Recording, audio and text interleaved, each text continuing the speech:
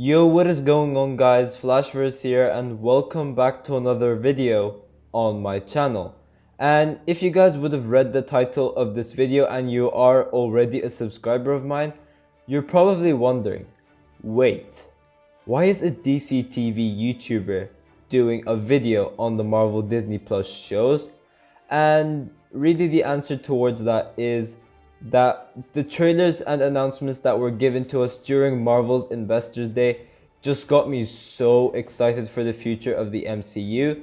And during Investors Day, we obviously got our very first looks revealed for many different upcoming Marvel Disney Plus shows. And we got loads more announced as well, which just gets me very excited. However, one really interesting yet confusing trailer was that of the Loki series. So I pretty much just thought of doing a trailer breakdown for the Loki show, and I'll obviously be breaking down the main parts of the trailer bit by bit, as well as giving you guys my overall thoughts on it as well. And obviously if this video is very well received, I will pretty much do the same thing for the Falcon Winter Soldier trailer and maybe the WandaVision trailer as well. But before I go over anything, however, you guys don't forget to drop a like on the video and subscribe to the channel so you are aware of more Marvel or DC content coming your way. Now, before I actually get into the breakdown, I will play the trailer so you guys would obviously get like a fresh recap of the things that are going on before I actually break it down. However, if you guys aren't able to see the trailer after what I'm saying right now, that would mean that I would have had to remove the trailer due to like copyright issues and stuff, but hopefully that doesn't happen. So here we go.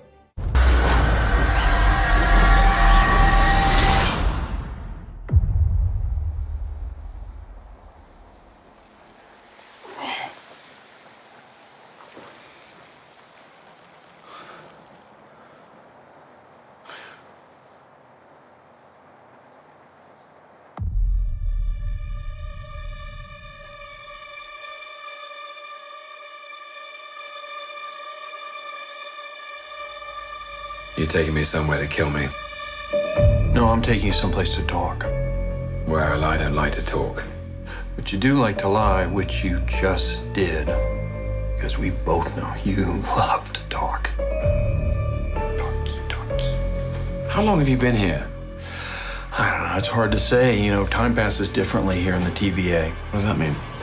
You'll catch up.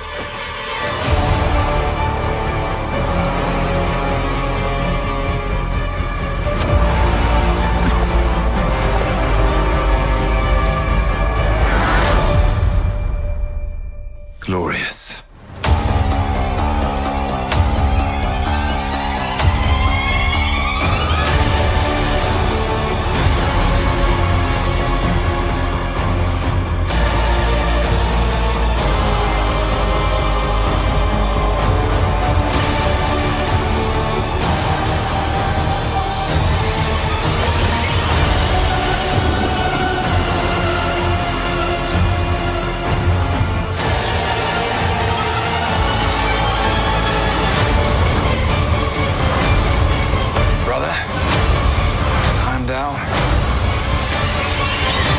Better be ready.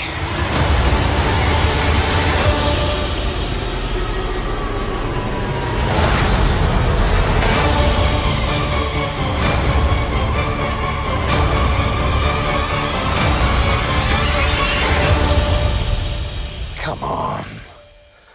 What did you expect?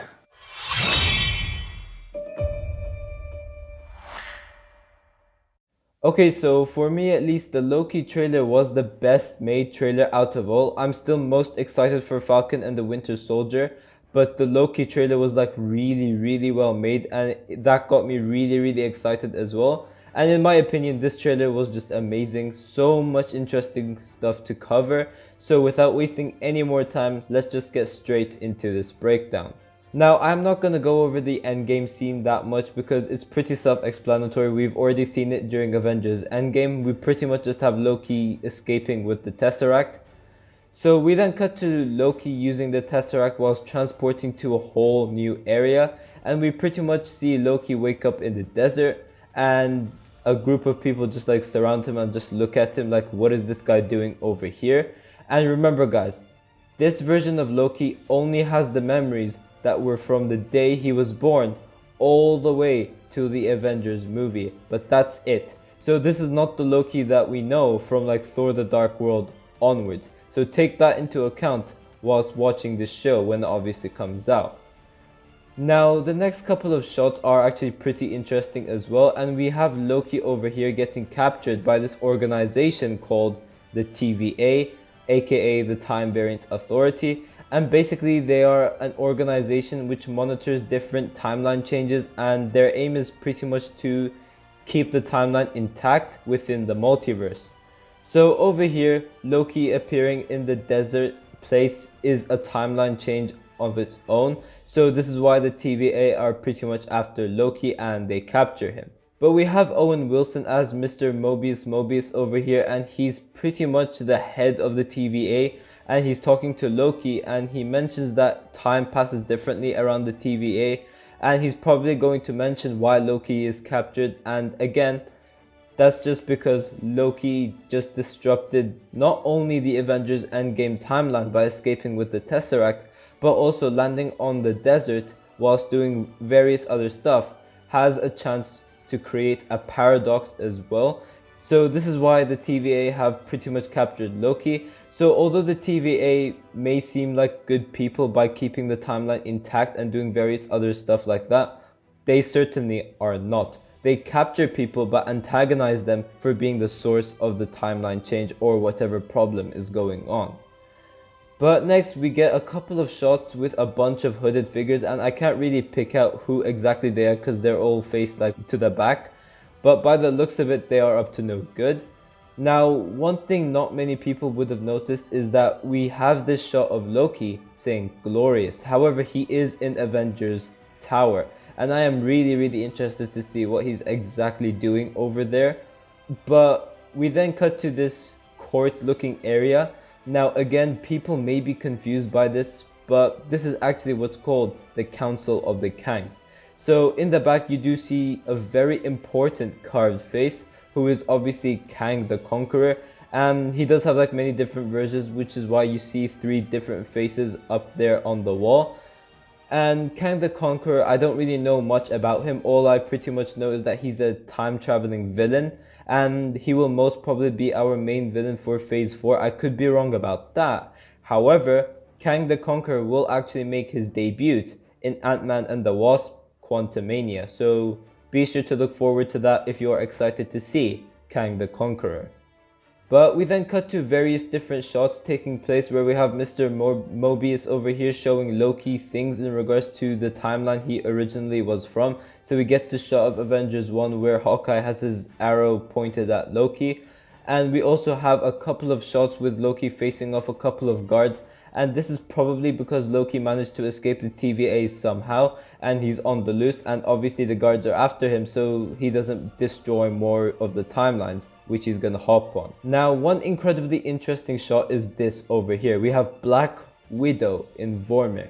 So obviously we saw Black Widow die during Avengers Endgame, so this brings up the question, is Black Widow really dead? Because there must be a reason why Marvel threw that into the trailer. So is it probably because like she has something in regards to Loki possibly paying a visit to Vormir? Maybe that's the significance. Maybe we have Loki going to Vormir and then he sees Black Widow over there. Highly doubt it, but I'm not too sure. However, the only thing which could contradict the fact that this is actually Black Widow is that in the shot over here, we actually have this Black Widow lookalike having their hair cut short, like the Avengers 1 style of Black Widow. And when she died during Avengers Endgame, we obviously had the long strawberry blonde hair. Obviously this could be a different version of Black Widow as well, I'm not too sure, but I am very interested to see what is going on over here. But in the next shot, we cut to Loki in an absolutely destroyed version of New York, as you do see that Avengers Tower at the back. And this is again Loki traveling to another alternate timeline or an alternate reality, as he is on the run from the TVA. But it will actually be very interesting to see these like various different alternate realities which we see Loki hop on. And as I said, we did have that glorious shot over there as well where Loki said glorious and he is in Avengers Tower. So all of those are actually pretty interesting and I can't wait to see what he's actually doing over there. But lastly, we have Loki dressed like a businessman as he hijacks a plane, and his hair looks to be like cut short. Hopefully not, because I absolutely despise this look if it is actually cut. But we have Loki saying, "Brother, Heimdall, get ready." We then see Loki jump off the plane as the Bifrost summons Loki and takes it away. But the fact that Loki mentions Thor and Heimdall is very interesting as well. And obviously this is once again a different version of Thor and Heimdall as well as Asgard as well. Because in our MCU timeline we have Heimdall who died during Avengers Infinity War. We also had Asgard being destroyed during Thor Ragnarok. And again we have Thor with the Guardians. So I am interested to see what's going on over here with this alternate timeline. But this scene was just so awesome. The way just Loki just jumps off that plane and then the Bifrost just takes him. It was so cool to see. And one scene which was just hilarious was the Loki surrounded by a couple of people. And we have a Loki for President scene over here, as we do see there's like Loki President badges going around, which was just hilarious. And with an icing on the cake, we have all those goons just suddenly point their blades towards Loki. And just what a way to end this trailer, by Loki's reaction going like, what the hell are these people doing? It was just hilarious. I absolutely loved it. But yeah guys, I absolutely loved this trailer. This got me way more hyped for Loki than I originally was. I really like this trailer. As I said before, it is the best made trailer out of the other trailers that we got. But yeah, this is pretty much it for this video. If you guys have enjoyed the video, please give a like and subscribe. Tell me in the comment section down below what you guys think about this Loki trailer. And yeah, I will see you guys in my next video.